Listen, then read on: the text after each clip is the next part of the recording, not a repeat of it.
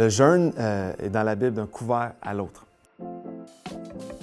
Le jeûne biblique a toujours été présent, puis a toujours eu pour but que les gens qui ont foi en Dieu jeûnent dans le but de se rapprocher de Dieu. Donc ça n'a jamais été simplement un jeûne où je ne mange pas par rituel religieux. Jeûner, c'est pas juste de ne pas manger. Là, si quelqu'un fait juste ne pas manger, ça c'est un régime.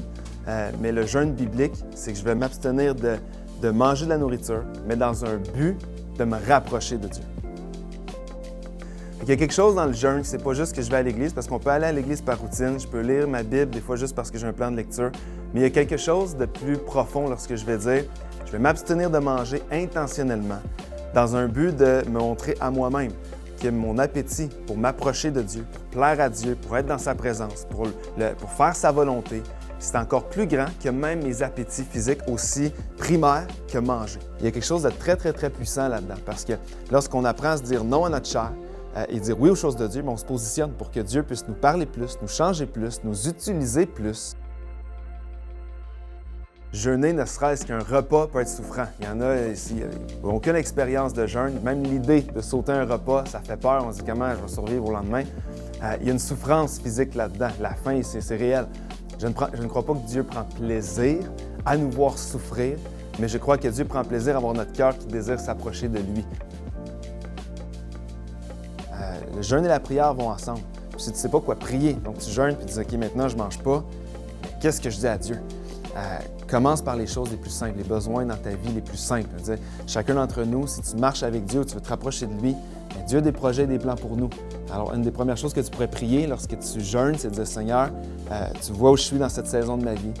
Dirige-moi dans tes plans. Je ne veux pas faire mes plans, mais je veux faire les tiens. » Déjà, si tu commences à prier cette prière très, très simple, je suis convaincu que Dieu va commencer à te parler dans cette saison-là. Ça peut être une direction de Dieu. Il y en a, tu as peut-être besoin d'autres choses encore plus concrètes dans ton corps. Tu as besoin d'une guérison, tu as besoin de... il y en a, ils traversent des choses, peut-être c'est ton cas difficile, tu as besoin d'une guérison du cœur, de l'âme.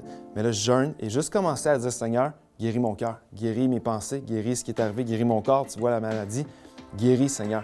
Priez pour vos familles, vos enfants, tous les besoins qui pourraient peut-être des fois voler ta paix. Aller dans la présence de Dieu, ça veut aussi dire je décharge mes soucis. C'est ce que Jésus nous a enseigné de faire. Son fardeau à lui est très léger. Pourquoi? Parce qu'on peut lui donner notre fardeau.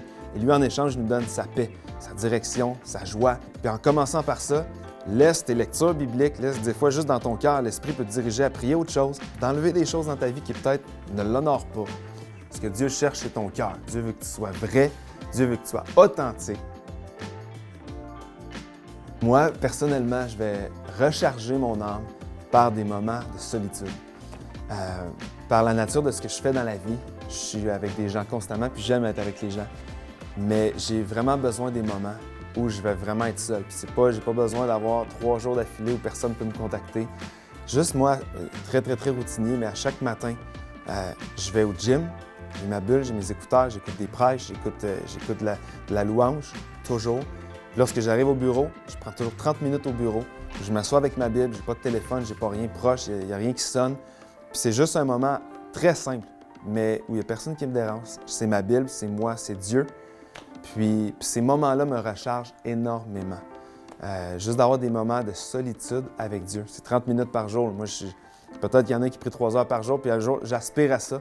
Moi, en ce moment, je suis à 30 minutes le matin, mais vraiment sans distraction, sans rien. Et ces moments-là, vraiment recharge mon âme.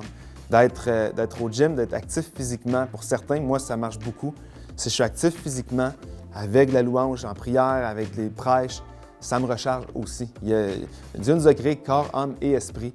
Alors, il y a vraiment pour moi de prendre soin du corps que Dieu m'a donné en étant conscient de l'âme, mon esprit, en étant en prière. Il y a quelque chose là-dedans qui recharge mes batteries, pas juste spirituellement, mais physiquement aussi, puis émotionnellement par la bande.